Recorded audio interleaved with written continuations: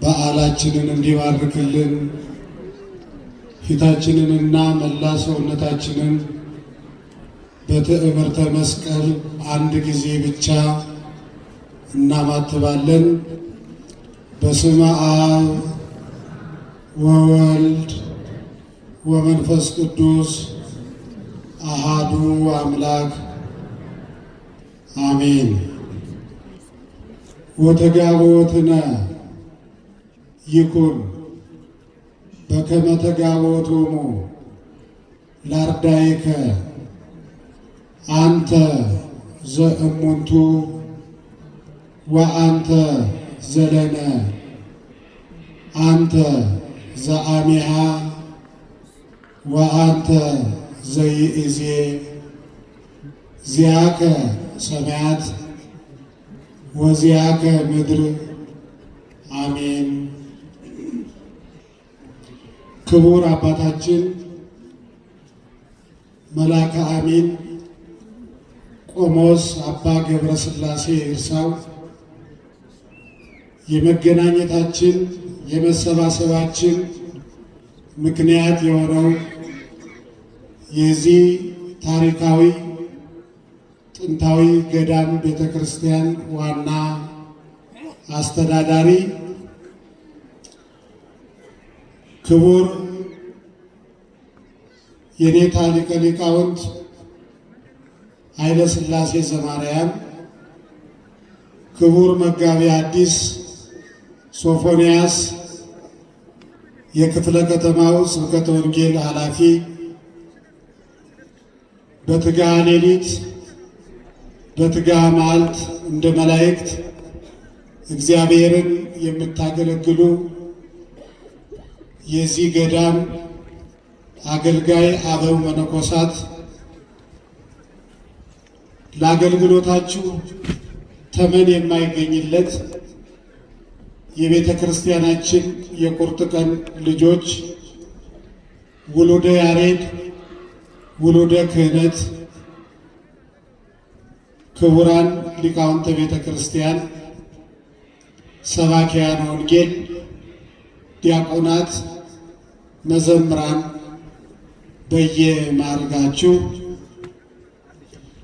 በዚህ ዕለት በዚህ ሰዓት እግዚአብሔር በሀብቱ ስቦ በረድኤት አቅርቦ ለቤቱ አብቅቷችሁ ቃሉን በመከታተል በረከት በመቀበል ላይ የምትገኙ የቤተ ክርስቲያናችን ጌጦች ፈርጦች የሆናችሁ የተከበራችሁና የተወደዳችሁ ምእመናን፣ ምእመናት፣ ክርስቲያኖች ሁላችሁ በእግዚአብሔር ስም እንደምን ሰነበታችሁ?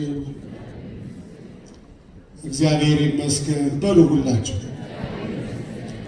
እንደምን ዋላችሁ? እንደምን አመሻችሁ? አሜን።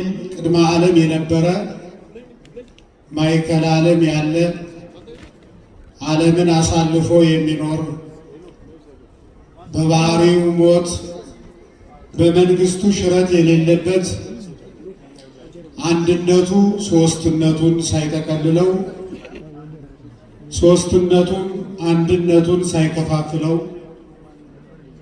በአንድነቱ ላይ ምንታዌ ሁለትነት ሳይጨመርበት በሦስትነቱም ላይ ርባኤ አራትነት ሳይቀላቀልበት ከፍጡራን ሁሉ ተለይቶ ልዩ በሆነ መለኮታዊ ጥበብ ብቻውን በአንድነት በሦስትነት ሲሰለስ ሲቀደስ የሚኖር አምላካችን እግዚአብሔር መሐሪ ነውና ይቅር ባይ ነውና በዓይናችን ባየናቸው መጥፎ ነገሮች በጆሮአችን በሰማናቸው መጥፎ ዜናዎች ሁሉ በብዙ ባዘንበት ሰዓት መሐሪው ይቅር ባዩ ጌታ ከቤታችን አነሳስቶ ለቤቱ አብቅቶ ከሰው አገናኝቶ አንጻራዊ ሰላም ሰጥቶ እንዲህ ባማረ ሁኔታ በዚህ ቅዱስ ስፍራ በሰላምና በጤና አምልኮታችንን እንድንፈጽም ፈቅዶልናልና ይህንን ሁሉ ያደረገ አምላካችን እግዚአብሔር ለዘላለሙ የተመሰገነ ይሁን። እንኳን አደረሳችሁ፣ እንኳን ደህና መጣችሁ።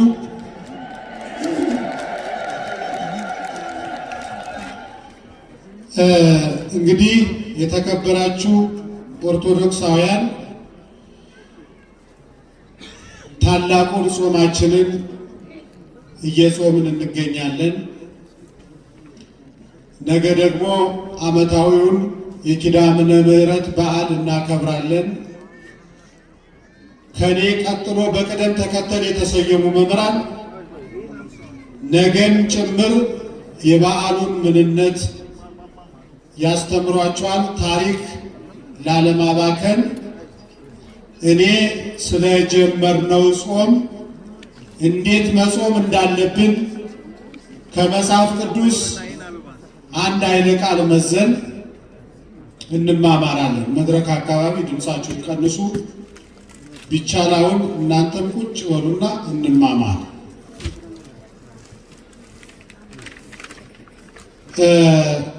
ጌታችን አምላካችን መድኃኒታችን ኢየሱስ ክርስቶስ ካስተማረው ትምህርት ከምታውቁት የመጽሐፍ ቅዱስ ኃይለ ቃል እስኪ አንድ ወስደን እንነጋገር። ምዕመናን፣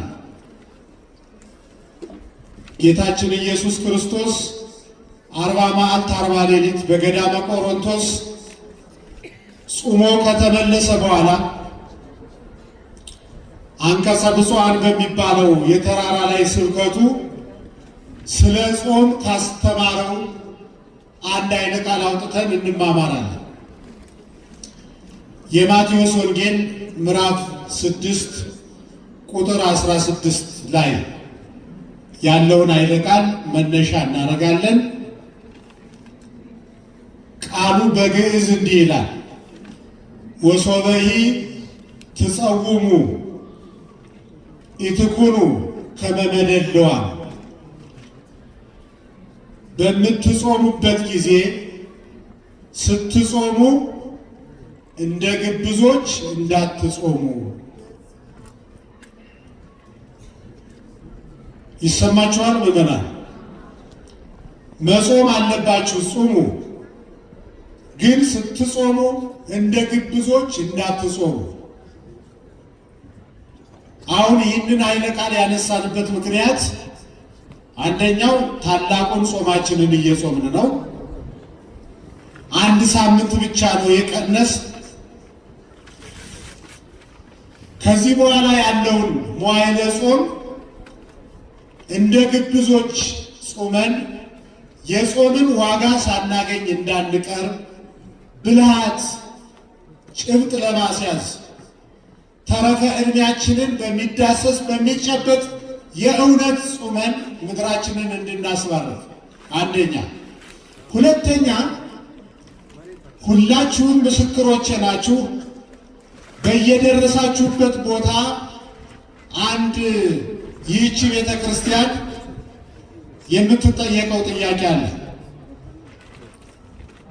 ኦርቶዶክስ ተዋሕዶ ዝም ብላ አማኞቿን 7 አጽዋማት አውጃ ታደክማለች እንጂ ኢየሱስ ክርስቶስ ለሁላችን ከጾመ በኋላ እንድንጾም በመጽሐፍ ቅዱስ የተናገረው ትምህርት የለም ተብላችኋል? አልተባላችሁም? በጸጋው ድነናል፣ ለሁላችን ጾሟል፣ ክርስቲያናዊ ስነ ምግባራት አያስፈልጉም፣ ለሁላችን ከጾመ በኋላ እንድንጾም የሚያስገድድ የመጽሐፍ ቅዱስ ቃል የለም የሚል በተባራሪ ትሰማላችሁ። እውነት ነው ወይ? ኢየሱስ ክርስቶስ ከገዳም ተመልሶ እንደተባለው እናንተ በእኔ አመናችሁ፣ እኔ ስለ እናንተ ጾሜአለሁ፣ እናንተ መጾም፣ መጸለይ፣ መስገድ መድከም የለባችሁም ነው ያለው ወይስ ስለ ጾም አስተምሯል? ይሄ ወሳኝ ነገር ነው ምዕመናን፣ ይሄ ወሳኝ ነገር ነው። የተከበራችሁ ኦርቶዶክሳውያን እግር ጥሏችሁ ዛሬ በዚያ አውደ ምሕረት ያላችሁ ከዚህ በኋላ ስለ ቤተ ክርስቲያናችን ጥያቄ ሲቀርብ በግዕዝ መሳደብ ፈጽሞ የተከለከለ ነው። ደንጊያ መወርወር፣ በአሽሙር መናገር አይቻልም። መፍትሄው ምንድን ነው? ቤተ ክርስቲያኒቱን በሰከነ መንፈስ ተምሮ ሲያበቁ ለሚጠይቁን ሁሉ መልስ መስጠት። መጽሐፍ ቅዱስ እንዳለ ድለዋኒክሙ ሀልው ከመ ታውስእዎሙ ቃለ ለእለ ይስአሉክሙ። ለሚጠይቋችሁ መልስ ለመስጠት ተዘጋጅታችሁ ኑሩ። አንደኛ እንዲህ ተብለናል። በመጽሐፍ ቅዱስ ማረጋገጥ አለብን። ደስ ያለኝ ነገር እንዲህ ያሉን አካላት አሁን ጾም አውጀዋል። እግዚአብሔር ይመስገን። ይሄ ትልቅ ነገር ነው።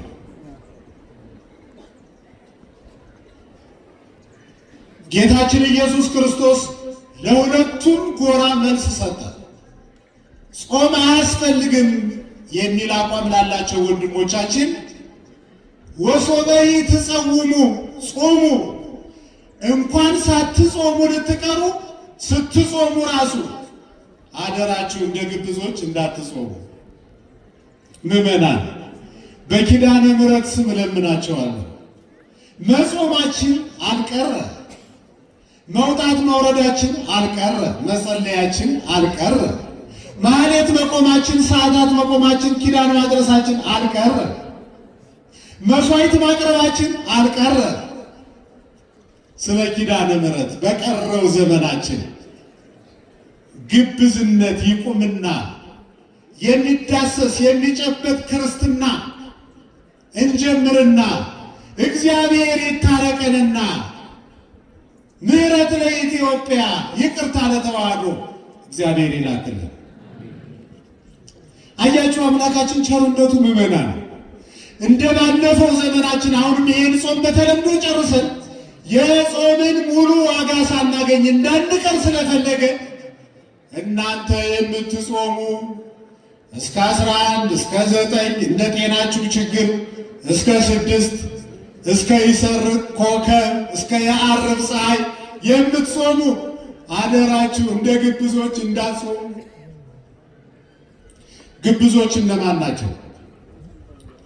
ገልጿቸዋል። እስመ እሙንቱ ይትመጸለው ወይ ቆጽሩ ገጾሙ ወያማስሉ፣ ፊታቸውን ያጠወልጋሉ። ለምን?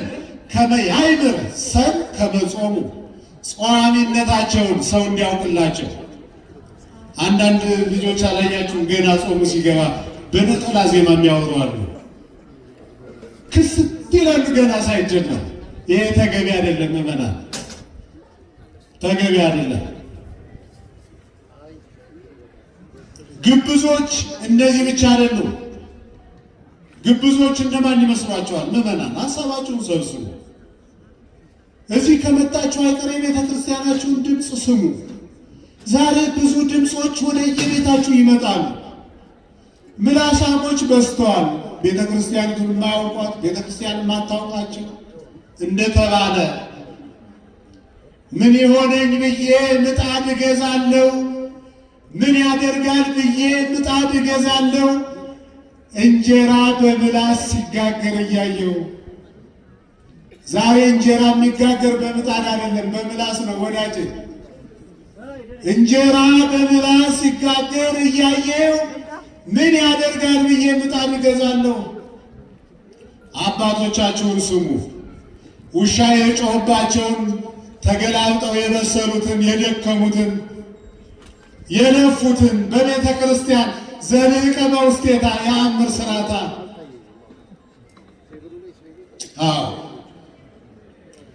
ወገኖቼ ግብዝነት እግዚአብሔር ይጸየፋል።